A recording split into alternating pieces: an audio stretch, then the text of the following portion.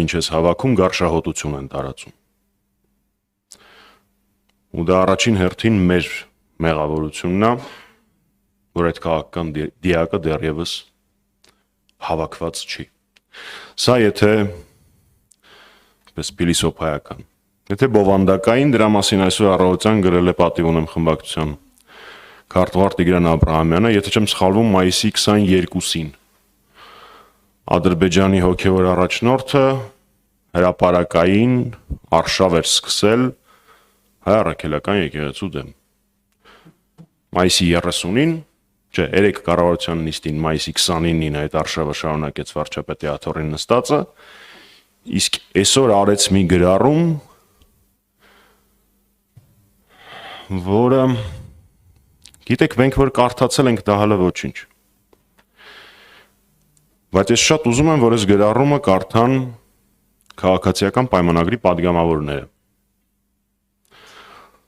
ում ճնշող մեծամասնությունը վստահաբար մկրտված է հայ առաքելական Սուրբ եկեղեցում, ովքեր սակադրություն են անցկացրել հայ առաքելական Սուրբ եկեղեցում, ամենածանր պահերին կյանքի ենթադրում եմ դիմել են հավատքին, կրոնին, եկեղեցուն, ինչպես բոլորս։ Կարդան բոլոր են մարդիկ, ովքեր անում են հիմա ամեն ինչ, որպեսզի ինքը մնա իշխանության։ Ուժայինները, իրավապահ համակարգը, կարդան ու հրապարակային պատասխանել պետք չի, իրանք իրանց մեջ պատասխանեն մի հարցի։ Իրանք դրա տակ մտնել պատրաստ են։ Եթե իրանք չեն մտածել դրա մասին Արցախի հանձնման ժամանակ, խայտառակ կազմակերպված պատերազմի ժամանակ եւ այլն, հիմա սրա տակ մտնել պատրաստ են։ Ես կարծում եմ, որ այդ գրառումը շատ ավելի շատ պիտի կարդան Փաշինյանի սակավաթիվ աջակիցները, այլ ոչ թե մնացածս։ Մեր համար ոչ մի նոր բան չկա, ես չեմ կարծում, որ ինքը կարա ինձ զարմացնի երբևէ։ Չնայած անկեղծության համար ասեմ, ինչպես բոլորդ վստահ եմ, սկրինշոթները տեսնելուց հետո մի հատ մտել եք էջ նայել եք։ Դա իրականությունն է, թե չէ։ Փաստորեն դեռ ամեն ինչ չի կորած Փաշինյանի համար։ Իրանից ամեն ինչ չէինք սպասում, պատկերացնում եք, այսինքն մարդիկ դեռևս մտածում էին, որ դա կարա իրականություն չլինի։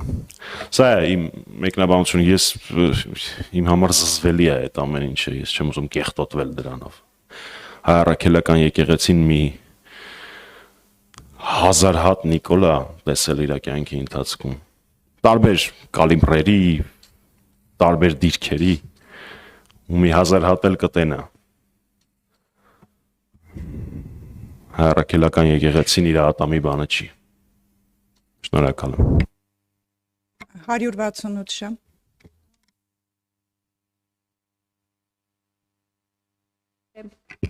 Այսօր կրկին ադրբեջանական կողմը կրակել է Խոզնավարի ուղղությամբ, տանտանիք է վնասել մանր եղջերավոր անասունի։ Բնակիչները կարծիք են հայտնել, որ հնարավոր չէ ադրբեջանական կողմը իրենց դիրքերից կրակի եւ հասնի գյուղի կենտրոն, հնարավոր է տեղաշարժ կա։ Դուք էսկալացիայի վտանգ տեսնում եք, երեք Սուրեն Պապիկյանն էլ ասաց, որ ադրբեջանական կողմը հերքել է, որ իրենք չեն կրակել։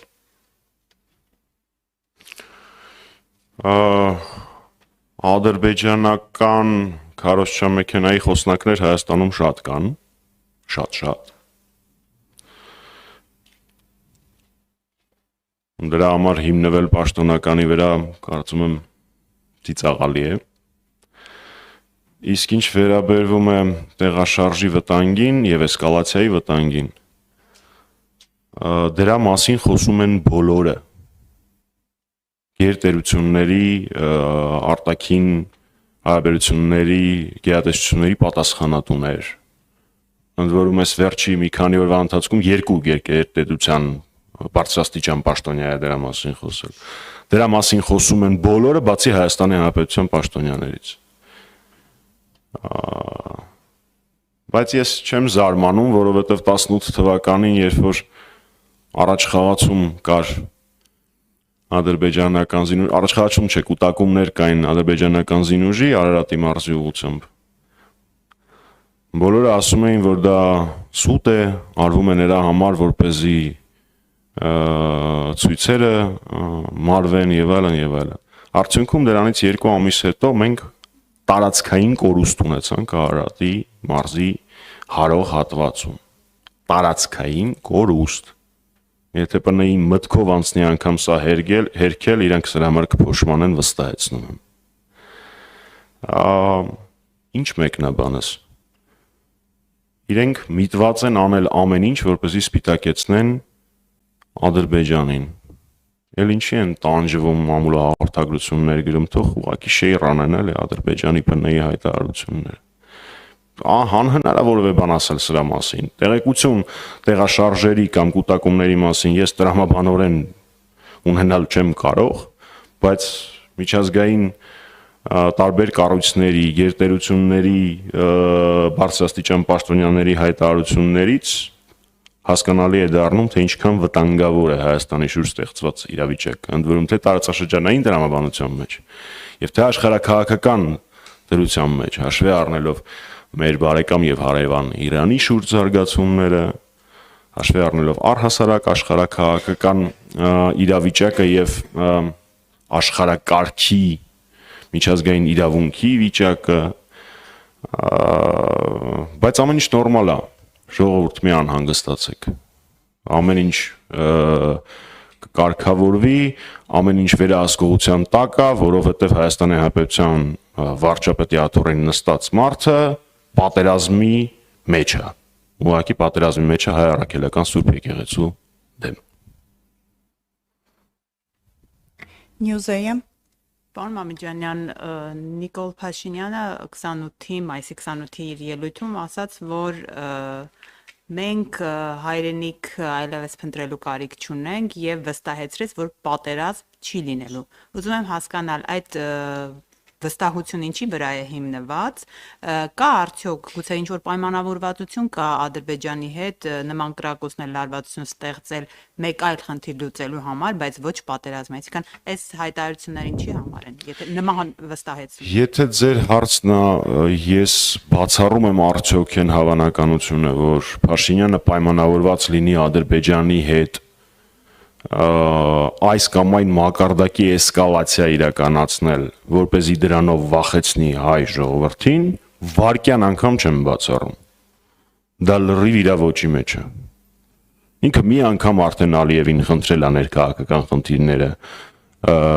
կարգավորելու համար իր նվազեցնել սահմանային լարվածությունը, դրա արդյունքում Փառք Աստծո էլի հայ զինվորի կյանքը խնայվել, բայց ակնհայտ է, որ այդ ժամանակ հենց այդ ժամանակա Փաշինյանը խոստումներ տվել։ Ես վերելակային եւ այլ տրամաբանությունների սիրահար չեմ, դավադրապաշտական տեսությունների չբացառելով դրանք, բայց ես դրանց սիրահար չեմ, բայց ակնհայտ པարզ տրամաբանություն է, եթե 18 թվականին ինքը Ալիևին ինչ-որ բան է խնդրել, այդ խնդրանքը կատարվել է։ Դրա դիմաց ինչ որ առնվազն խոստում է, չէ՞ եղել, པարզ տրամաբանություն է։ Դե հո գեղեցիկ գլխարկի խաթեր չի արել։ Էս մեկ։ Վերջին հարցին պատասխանը։ Երկրորդ,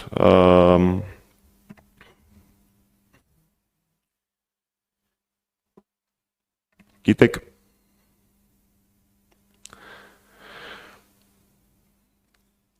ես որևէ պարագայում չեմ բացառում ցանկացած սցենար, որ կա, որին կհամաձայնվի Փաշինյան։ Ցանկացած, առաջին հարցը նորից կկրկնեք։ Հայրենիք գտնելու մասով։ Ես չգիտեմ Փաշինյանը հայրենիքման է եկել, թե չէ մենք մեր հայրենիքը գիտենք։ Գիտենք, սիրում ենք, փայփայում ենք եւ փորձում ենք մաքրել իր նման քաղաքական լիակներից։ Ինչ հայրենիքը գտնելու մասին կարող է խոսք անգամ գնալ։ Մենք խոսում ենք մի մարդու մասին, ով հետևյալ տրամաբանությամբ կառուցում պատերազմ չի լինելու եզրույթը։ իր կարծիքով պատերազմ չի լինի, որովհետև ինքը ամեն ինչ պատրաստազի չի։ Շատ բարդ կլինի իմ եւ ձեր միջև կոնֆլիկտը, եթե ես հիմա ձեզանից ձեր բեյջը ուզեմ դուք տակ, ձեր հեռախոսը ուզեմ տակ, ձեր մոտ եղած գումարը ուզեմ տակ, շատ բարդ կլինի։ Բայց Փաշինյանը ուզում եմ ասել չի հասկանում, բայց շատ լավ հասկանում է, որ Ադրբեջանը չի սահմանափակվելու ինչ որ կետով։ Չի գալու ինչ որ պահ, որ Ադրբեջանը ասի դե լավ, բավարար է։ Բոլոր այն մեր քաղաքացիները, որոնք 21 թվականին կամ 20 թվականին հավատում էին այդ մոտեցմանը, ես այդ մոտեցումը անվանել եմ բռնաբարվելիս չդիմադրել։ Ու հույս ունեին, խաբվել էին Փաշինյանի կողմից, որ լավ, այս պահանջները կատարելու պարագայում Ադրբեջանը այլևս պահանջներ չի ներկայացնի, դա այդպես չի։ Դա մենք հիմա տեսնում ենք։ Ադրբեջանը ինչ պահանջել է Փաշինյանը արել է։ Անխտիր ամեն ինչ։ Սահմանադրություն փոխել, ձևակերպում է իբր դա իր օրակարգն է, բայց փոխում է։ Մինսկի խմբի լուծարում ինչ որ հեքիաթ է պատմում, որ միաժամանակ կստորագրենք, վերջում ստորագրելու անենց ոնց որ Ադրբեջանը պահանջում է։ Հավանաբար ինչ որ շրջանակային կամ մեմորանդումային տրամաբանությամբ ստորագրություն կլինի Ադրբեջանի հետ, որ ինքը թղթով կանա մեր քաղաքացիներին խափի, ու միևնույն ժամանակ կստորագրեն Մինսկի խմբի լուծարման դիմումը, եթե իհարկե ինքը մինչև այդ իշխանության մնա։ Ցանկացած բան, ինչ Ադրբեջանը ուզել է, ինքը կատարում է, ու նոր անընդհատ նոր պահանջներ են գալիս։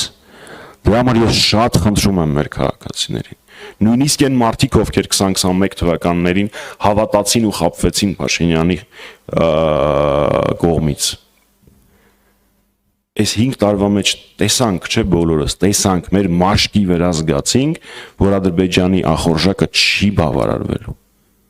Դրա համար խնդրում եմ, որպեսզի մեր վատագույն կանխատեսումները չիրականանան։ Պետք է քաղաքական դիակը մաքրել, որպեսզի այլևս գարշահոտություն չտարածի։ 24 News։ Պարոն Մամիջանյան, դուք նշում եք, որ Նիկոլ Փաշինյանը քաղաքական դիակ է եւ մեր մեղավորությունն է, որ նա միջև հիմա պաշտոնավարում է, ինչ է արվելու այս ուղղությամբ միջև ընտրություններ Փաշինյանին հեռացնելու հետ կապված։ Սերժ Սարգսյանը նշեց, որ կա կոնկրետ ծրագիր եւ Փաշինյանին հիմա հեռացնելու ճիշտ ժամանակն է։ Արդյոք քննարկումներ ունեցել եք Հայաստան խմբակցության հետ, իրենք արդյոք այս տեսակետին են թե ոչ, եւ նաեւ իմպիչմենտի Նիկոլ Փաշինյանը անվստահություն հայտնելու գործընթացի հետ կապված ձեր խմբակցությունից նշվեց, որ տեխնացու հնարավոր է դուք առաջադրեք, արդյոք տեխնացու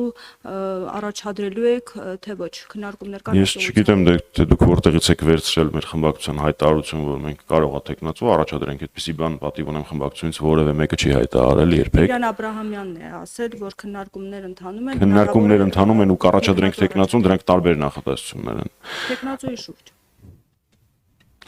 Կետարկետ գնանք։ Ես չեմ կարծում, որ ես պետք է Հայաստան դաշինքից, ոչ թե չեմ կարծում, այլ վստահ եմ, որ դա այդպես չէ, ճշտեմ իրենք կողմնակից են Փաշինյանին հեռացնելուն, թե չէ, ես վստահ եմ, որ նմանօրինակ հարց ես Հայաստան դաշինքի հետ քննարկելու չունեմ, ես իրանց դիրքորոշում այդ հարցում գիտեմ։ 1 2 նախագահ Սարգսյանի նշած ծրագրի հետ կապված դուք հարցնում եք դրա շուրջ տարվող աշխատանքների մասով, դրա շուրջ տարվող աշխատանքները սկսել են շատ ավելի վաղ, քան նախագահ Սարգսյանը առաջին անգամ դրա մասին խոսեց ծիծեռնակաբերդում եւ այդ աշխատանքները շարունակվում են։ Ինչի ենք մենք համարում, որ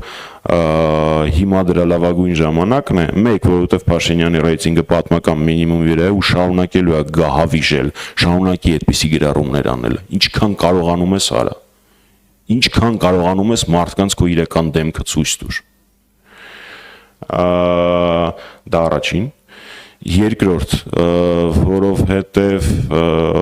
Փաշինյանը այս պահին աշխարհական աջակցություն ունի իմ վերլուծությամբ բացառապես Թուրքիայից։ Երրորդ, որովհետև վարչապետին անվստահություն հայտնելու գործընթացը, որը անվանվում է impeachment մեր մամուլում, ենթադրում է միակնա ճանապարհներից, որը ենթադրում է 0 մասնակցություն Փաշինյանի կողմից, 0 կախվածություն Փաշինյանից։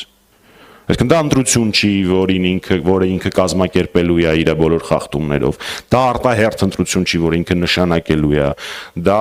հրաժարական չի, որը պիտի իրան ժողովրդական ճնշման միջոցով ինքը տա կամ չտա։ Ինքը զերո մասնակցություն ունի այդ գործընթացին։ Այդ եւ մի հազար հատ այլ պատճառներով մենք համարում ենք վարչապետին ամուսնություն հայտնելու գործիքը ամենաիրատեսականը, ամենահավանականը այս պահին։ Տեխնացուի հետ կապված ես եւս մեկ անգամ մեջ բերեմ մեր հայտարարությունը, մենք չենք առաջադրում այս պահին տեխնացու, որպեսզի առանց այդ էլ բարդ գործընթացը չծանրացնենք քաղաքական ամբիցիաներով, քաղաքական նկրտումներով։ Ու այդպես հանրապետականը վարվել է վերջին 7 տարիների ընթացքում ցանկացած քննարկման ժամանակ։ Չկա Հայաստանի ներքաղաքական դաշտում որևէ ընդդիմադիր գործիչ, որը կարողանա գա ասի, այսինչ գործընթացը վիժեցվեց կամ այսինչ գործընթացի ընթացքում խնդիր առաջացավ, որովհետև հանրապետականը քաղաքական ամբիցիա ներկայացրեց։ Ես կարող եմ 10 քանի այդպիսի դեպք թվարկել, բնականաբար չեմ անի դեռ։ Ուստի կարծում եմ, որ ինչքան շատ ինքը այսպես շարունակի, այնքան ավելի հավանականությունը կբարձրանա ամուսնություն գործիքի կիրառման։ Այդ թվում նաև այն պատճառով, որը ես մեջ բերել էի մեր բրիֆինգի սկզբում։ Կարծում եք նաև քաղաքացիական պայմանագիր խմբակցության պատգամավորներին սա դեր խաղա իրենց որոշման վրա։ Նորից գնանք, մենք շատ ենք խոսել սրա մասին, մենք մինչ օրս միշտ շարժվել ենք փողոցային պայքար, փողոցային կոնսոլիդացիա, որպես վերջնարդյունք ամուսնություն հայտնելու գործընթաց տրամաբանությամբ բոլոր նախորդիվ շարժումների ընթացքում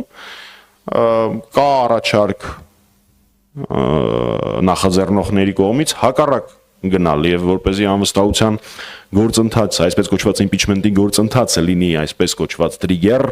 փողոցային լայն կոնսոլիդացիայի համար, ես որևէ տրամաբանական պատճառաբանություն դա չփորձելու չեմ տեսնում։ Իսկ թե ինչ վերաբերվում է ԿՊ-ական падգամավորներին,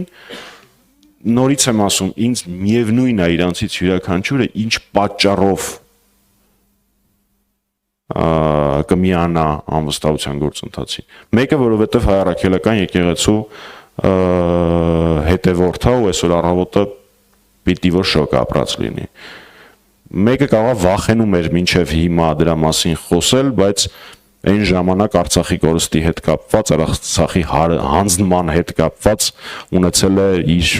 մտքերը, հույզերը։ Հիմա հաշվի առնելով Փաշինյանի գահավի ժողրեյցինգը այլևս չվախենա։ Մյուսը կարող է սոցիալական խնդիրներով տեսնի, որ մեր ազգաբնակչությունը պարզապես հարստահարվում է հարկերով, գույքահարկերով, աղբահանության վճարներով, եսի մինչերով ու դրա համար անի։ Մյուսին կարող է դուր չգա այն փաստը, որ սոցիալական անհավասարությունը, սահմանադրությանը հակասություն է մտցվում եւ մարդկանց առաջարկում են օրինական վճարով իրենց քաղաքացիական պարտքից, այսինքն բանակում ծառայելուց հրաժարվել, որ օրինակ CVKM-ը եւ այլ որոշ լրատվականներ չգրեն, այո, ես չեմ ծառայել Հայաստանի պետության զինված ուժերում, որտեղ գիտությունների տեխնացու եմ։ Ուստի ինձ մեկ է թե յուրաքանչյուրը ինչ շարժառիթ կունենա, ինչ դրդապատճառ կունենա, բայց ես կարող եմ երաշխավորել, որ հայրենասերները կապահովեն այն ԿՊ-ական падգամավորների անվտանգությունը, պաշտպանությունը, որոնք կփորձեն եւ կորոշեն անցնել պատմության ճիշտ կողմը։ Շնորհակալ եմ։